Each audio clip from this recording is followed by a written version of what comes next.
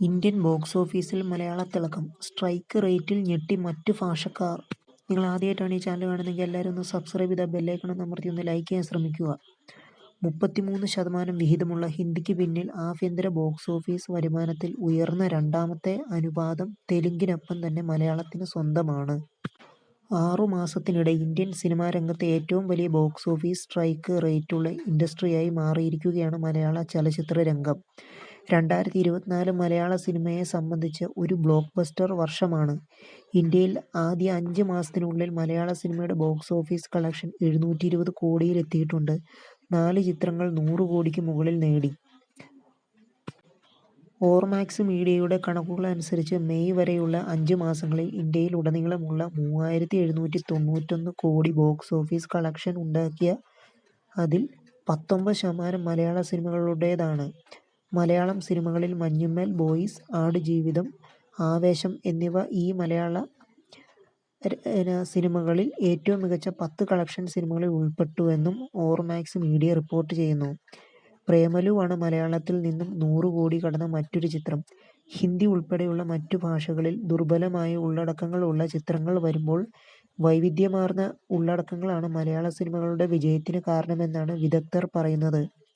കേരളത്തിലെയും UAEയിലെയും പരമ്പരാഗത വിപണികൾക്കും അപൂർവം പുതിയ ഓവർസീസ് വിപണികളിലേക്കും മലയാള സിനിമകൾ ശക്തമായ സ്വാധീനം ചെലുത്തി എന്നാണ് വിവരം.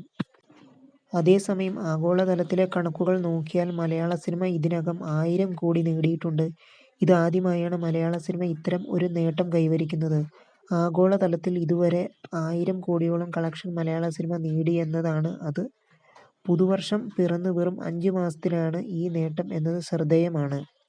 ഒന്ന് മഞ്ഞുമ്മൽ ബോയ്സ് 242 കോടി, ആടുജീവിതം 158.5 കോടി, മൂന്നാമത് ആവേശം 156 കോടി, 4 പ്രേമലു 136 കോടി 25 ലക്ഷം, 5 വർഷങ്ങൾക്കു ശേഷം 83 കോടി, 6 ഭ്രമയുഗം 58.8 കോടി, 7 ഗുരുവായൂർ അമ്പലനടയിൽ 42 കോടി, 8 എബ്രഹാം ഓസ്ലർ 40.85 കോടി, മലൈക്കോട്ടെ വാലിബനാണ് 9ാം സ്ഥാനത്ത് 30 കോടി, 10 മലയാളി ഫ്രം ഇന്ത്യ 19 കോടി, 11 അന്വേഷിപ്പിൻ കണ്ടെത്തും 17 കോടി, 12 പവി കെയർടേക്കർ 12 കോടി, 13 മറ്റു സിനിമകൾ 20 കോടി എന്നിങ്ങനെയാണ് മെയ് 21 വരെയുള്ള കണക്കുകൾ പറയുന്നത്.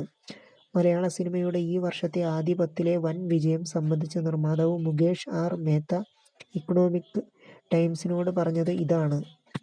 മലയാളത്തിൽ ഇപ്പോൾ ഇറങ്ങുന്ന ഓരോ സിനിമയും മറ്റൊന്നിൽ നിന്ന് വ്യത്യസ്തമാണ്.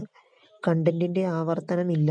അത് മലയാള സിനിമയെ സഹായിച്ചിട്ടുണ്ട്. സിനിമാ പ്രേമികൾക്ക് വ്യത്യസ്ത തരം സിനിമകൾ കാണാനായി ആഗ്രഹിക്കുന്നുണ്ട്. തമിഴ്, തെലുങ്ക്, ഹിന്ദി എന്നീ ഭാഷകളിൽ ഗംഭീര ചിത്രങ്ങൾ ഒന്നും റിലീസിനെത്താത്തതും മലയാളത്തിന് ഗുണം ചെയ്തു. ഹോളിവുഡിലും എഴുത്തുകാരുടെ സമരത്താൽ വൻ പടങ്ങൾ എത്തിയില്ല. ഈ ഘടകങ്ങൾ എല്ലാം മലയാളത്തെ സഹായിച്ചുവെന്ന് ഗുരുവായൂർ അമ്പലനടയിൽ എന്ന ചിത്രത്തിന്റെ സഹനിർമ്മാതാവ് കൂടിയായ മുകേഷ് ആർ മേത്ത പറയുന്നു. ഓർമാക്സ് റിപ്പോർട്ട് അനുസരിച്ച് 33% വിഹിതമുള്ള ഹിന്ദിക്ക് പിന്നിൽ ആഭ്യന്തര ബോക്സ് ഓഫീസിൽ വരുമാനത്തിൽ ഉയർന്ന രണ്ടാമത്തെ അനുപാതം തെലുങ്കിനൊപ്പം തന്നെ മലയാളത്തിന് സ്വന്തമാണ്. മറ്റു ദക്ഷിണേന്ത്യൻ ഭാഷകളിലെയും ഹിന്ദിയിലെയും സിനിമയുമായി താരതമ്യപ്പെടുത്തുമ്പോൾ വളരെ ചെറിയ ബജറ്റിൽ നിർമ്മിക്കുന്ന മലയാളം ചിത്രങ്ങളുടെ സ്ട്രൈക്ക് റേറ്റ് എന്നാൽ ഇത് ചലച്ചിത്ര രംഗത്തെ മുന്നിലാണ്. എന്നാൽ 2024 രണ്ടാം പാദത്തിൽ തമിഴിലും തെലുങ്കിലും വലിയ ചിത്രങ്ങളാണ് എത്തുന്നത് എന്നതിനാൽ ആദ്യത്തെ 6 മാസം മലയാളം നിലനിർത്തിയ ആധിപത്യം തുടരാൻ സാധിക്കുമോ എന്ന് വ്യക്തമല്ല. പക്ഷെ കൂടുതൽ നല്ല കണ്ടന്റ് കേന്ദ്രീകൃത സിനിമ കാഴ്ചയിലേക്ക് പ്രേക്ഷകർ എത്തിയെന്ന നിഗമനത്തിൽ മലയാളത്തിന് വലിയ സാധ്യതകളാണ് ഉള്ളത്. അപ്പോൾ എല്ലാവരും ചാനൽ ഒന്ന് സബ്സ്ക്രൈബ് ചെയ്ത ബെല്ലൈക്കൺ അമർത്തി ഒന്ന് ലൈക്ക് ചെയ്യാൻ ശ്രമിക്കുക.